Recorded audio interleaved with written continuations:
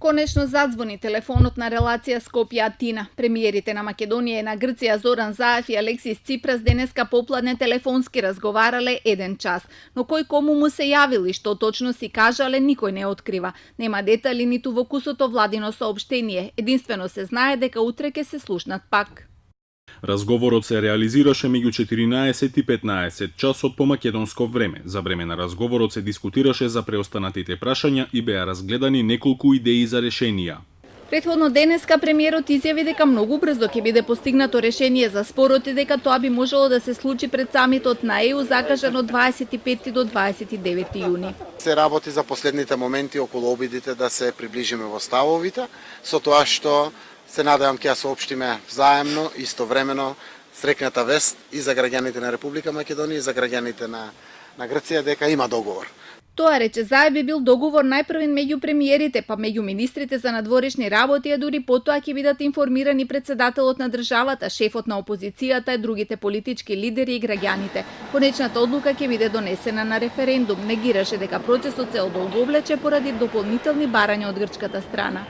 Се работи за внимателни аспекти, правно претечување во договорите и слични работи, заради тоа што вистина мора да обезбедиме достоинствен и фер договор за граѓаните и на Македонија и за граѓаните на Грција. При тоа се, како што рековме, целосно зачувување на идентитетот и во Македонија и идентитетските прашања во Грција.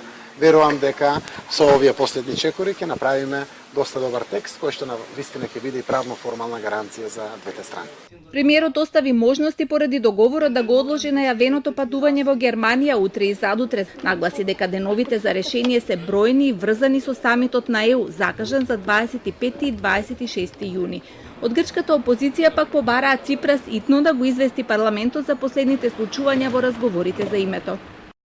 Владата продолжува со тајната дипломатија за скопското прашање на штета на националните интереси. Граѓаните ги држи во мрак. Господинот Ципрас не поседува политички легитимитет да ја обврзе земјата.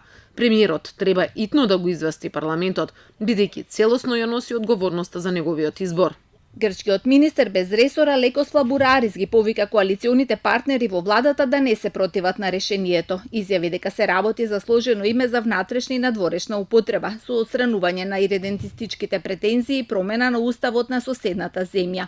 Грчките медиуми шпекулираат и дека во договорот е речиси се затворено, со исклучок на распоредот по кој ќе се одвиваат работите. Најавуваат еден вид на меморандум што ќе го продолжи спроведувањето на договорот во период од околу 2 години, за да се обезбедат заштитни мерки за исполнување на сите обврски што треба да ги преземе Македонија.